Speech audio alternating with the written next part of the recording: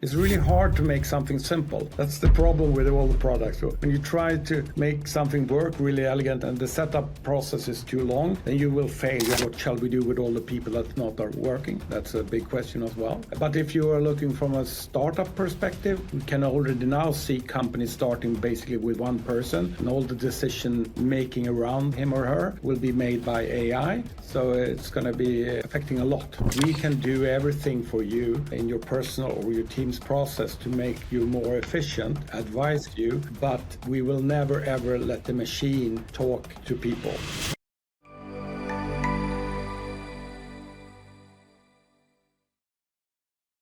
Hi everybody, welcome to the Devico Breakfast Bar. Here we speak with different people involved in the business landscape, share their expertise, delve into the latest tech trends, and explore the ins and outs of IT outsourcing. My name is Oleg Sadikov, and today I'm excited to have Aage Reerslev, founder and CEO at Andsend and founder at Zevoy. Don't forget to subscribe and hit the notification bell so you don't miss new episodes. Hi Aage, thanks for joining me today. Thank you, Oleg. I'm happy to be with you today. Let's start our podcast with a little blitz. I start a sentence and you continue.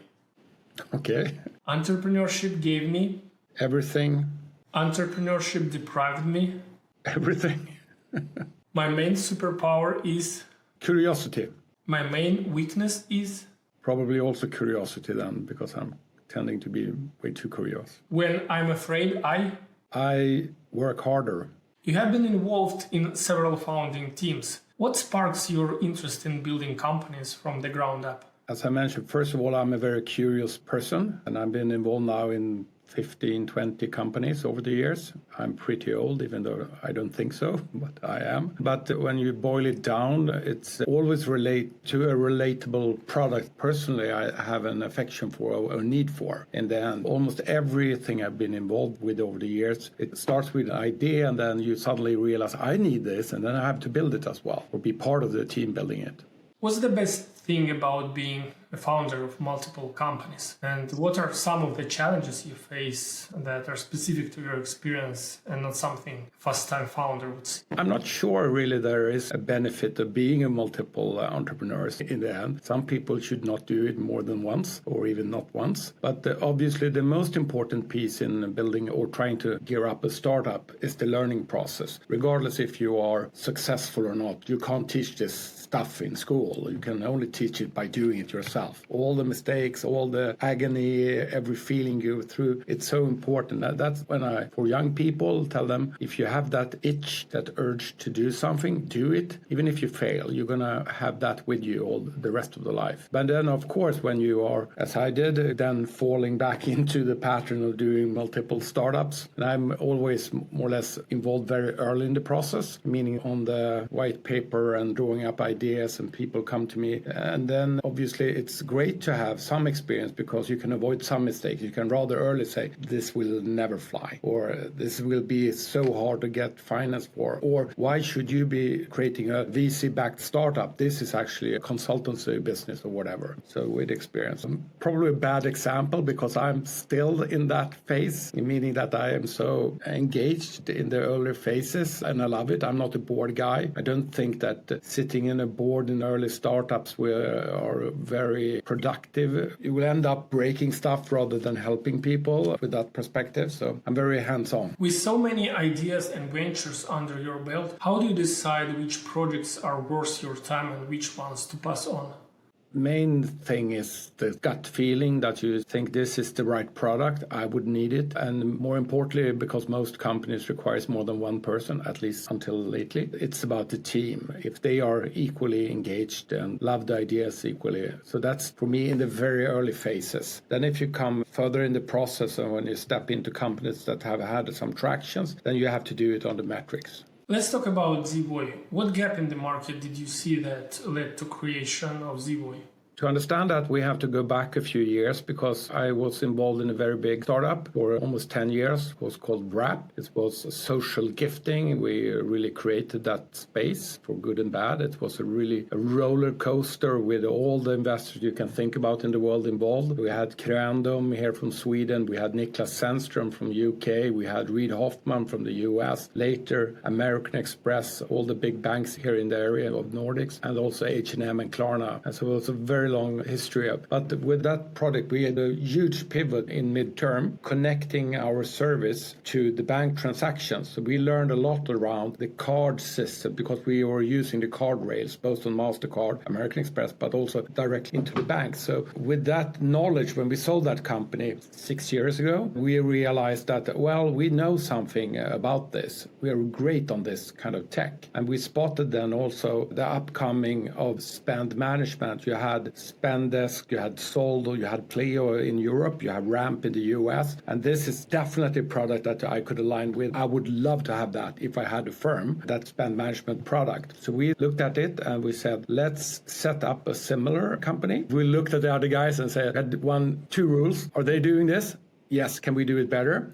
Are they not doing it? Fuck it, we don't do it. So we did that, and starting off by doing that in Finland. That was the idea, because this is a market play where you will have extremely low churn. We will actually even have negative churn. So it's all about getting the market, and no one was operating in less crowded markets like Finland, like the Eastern Europe. So we said, if we can kick this off really rapidly, do it more efficient, and actually one parameter within that was also, we kicked it off just before Corona, or the intention was to do it, and then we were, whoa, this will not go. No one will invest in any company. But we turned the Corona effect into something really positive within the companies. It was totally remote first, and we could build it so much faster and more cost efficient. And then we deployed the company from Finland, and then now it's rolling in several countries. That's a fun story. Like Volt did the same. They actually created a brilliant service from Finland, but it was when they then say, oh, let's go to Sweden.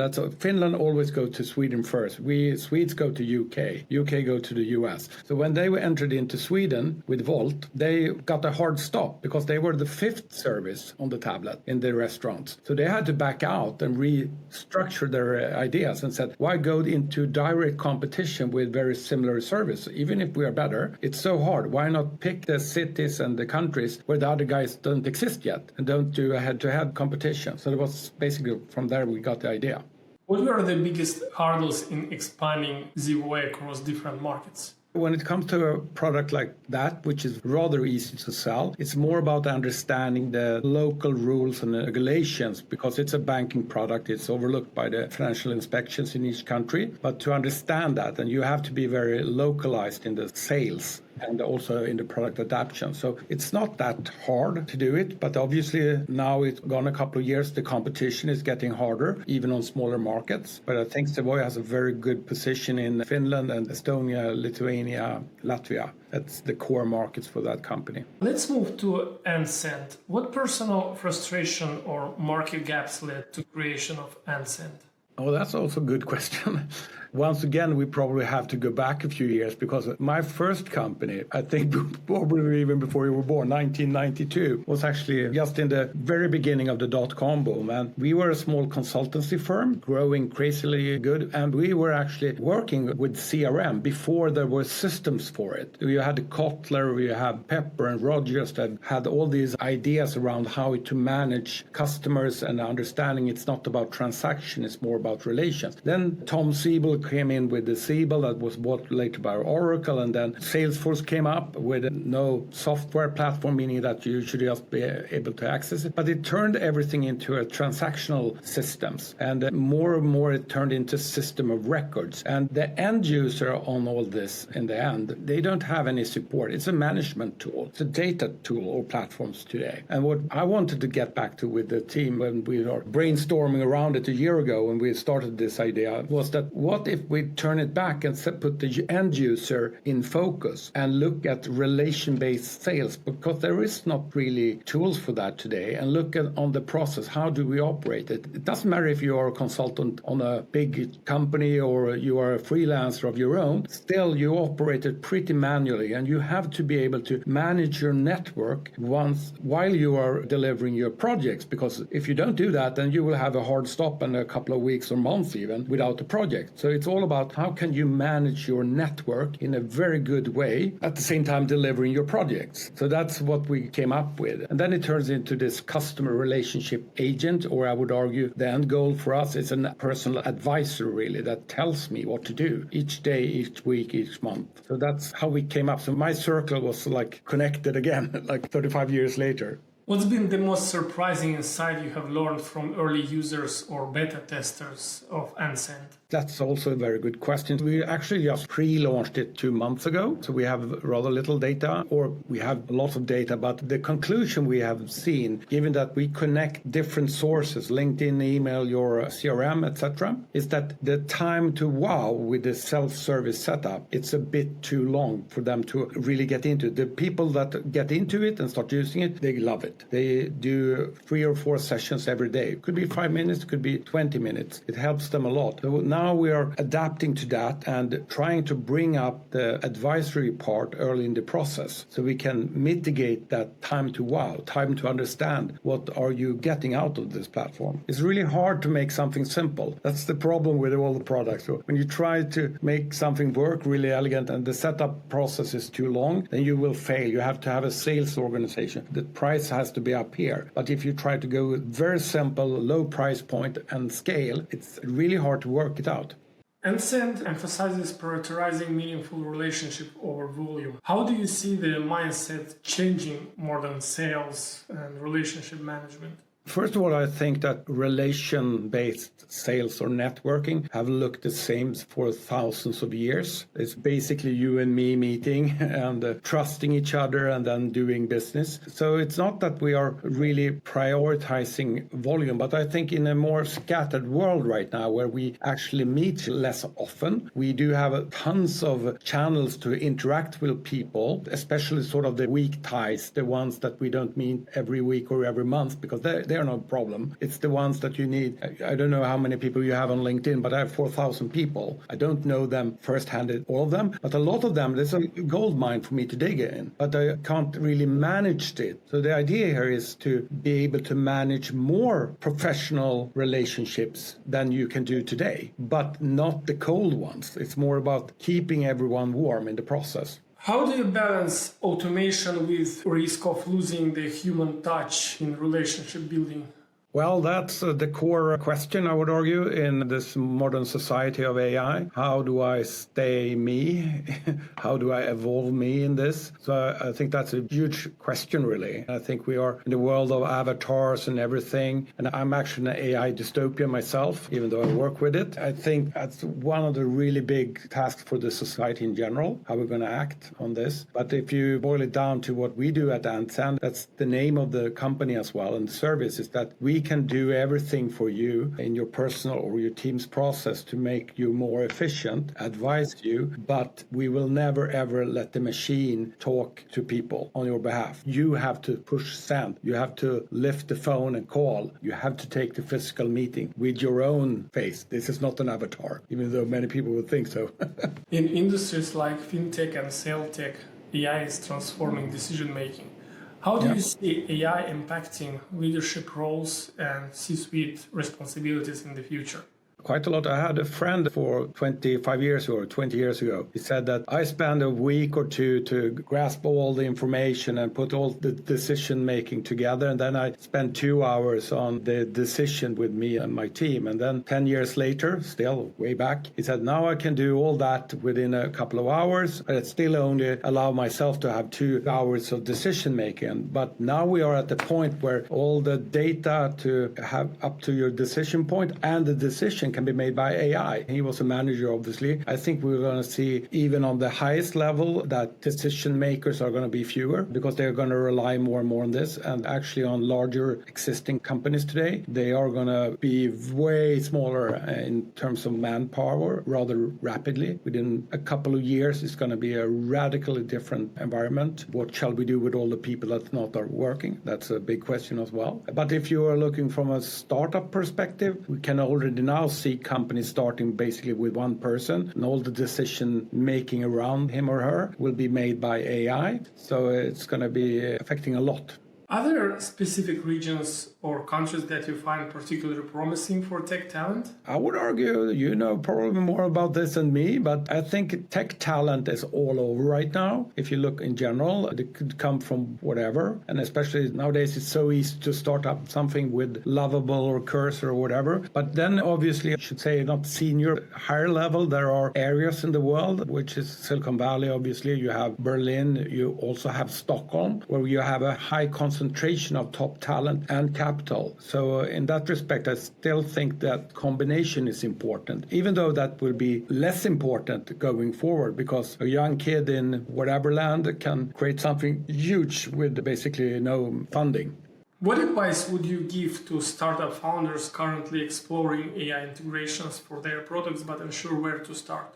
I would argue if you are a startup today and you have not yet played around in using AI, then you are doomed to fail. So if you haven't done it already, then you're doomed to fail. If you are planning to do a startup, yes, you have to really look into the tools and what you are going to do and what you can do. And if you're an existing company, well, it's also beyond playing. You need to make that your main strategy as well, using these tools. Then obviously, depending on what you're doing, it could be dramatically different. But what tools do you use in your organizations?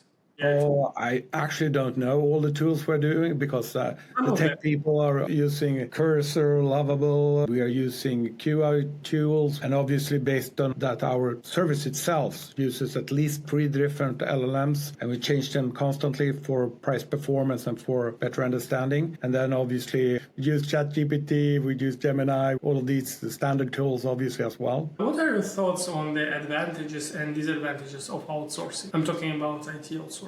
I've always been rather in favor of outsourcing if you know what you're going to do. And if you're not really knowing what you do, then you need to think it out, or you can actually partner up with an outsourcing partner early in the process, figuring it out. But I'm really skeptical for people that think it's like attacking AI today. It's an IT issue. Let the IT department deal with that. It's the same with outsourcing in general. It's something that you need to take to your heart, that this is, you're building up something together with another team, that you need to share the ideas, the goals, and the working process, and make sure that you have super committed project managers at least on each end. Because if you're working from distance and perhaps over time zones as well, you better know exactly how to manage it. How do you see the role of IT outsourcing evolving in the tech industry in the nearest future, especially with advancements in automation and AI? I think the industry right now, it's not just outsourcing, every high-end thought work are under pressure really. But I think the industry can come out of this if they obviously can help their clients in the transformation of AI. So if you're really good at adapting all the tools for your own purposes and for your clients, then you can do it better. And I also think in the wake of all these young companies popping out right now, because it's so easy to create an idea, I think there is an opening for outsourcing teams to early in the process join in. And because I don't need to hire 10 people in Sweden for a project, if I start from day one with my lovable prototypes, then I can take that and have that as a specification. So it could actually open doors for the more competent outsourcing partners. But the ones that just sources hours without anything else, I think they're doomed. As we wrap up our conversation, what advice would you give to companies considering IT outsourcing but concerned about losing their control? That's what I meant with knowing what you're after. So I'm not scared about, I had a few companies with outsourcing where the whole product management was on the other end. And you need obviously to have that idea flow, that brainstorming and everything. And now we are so used to do remote first work. So I don't think it's about losing control. Then I think it's way easier today to run offshore outsourcing than it was 10 years ago in a way. But I also think that the teams involved in these projects going forward are going to be smaller and smaller because of AI is helping. You don't need 10 developers to do the first 2 prototypes. You need 1 or 2. You perhaps don't even need a designer anymore if you know what you're doing, etc. Okay, thank you very much for joining me today. Great conversation. You're definitely a very experienced person. Not many people found 20 companies and more, so your experience is definitely valuable for the auditory, and I hope they will enjoy the podcast. Nice, thank you, Oleg. If you enjoy our discussion and want to stay updated on future episodes, don't forget to subscribe and hit the notification bell. That way you will not miss out on the latest insights and conversations from the Devico Breakfast Bar. See you in the next episode.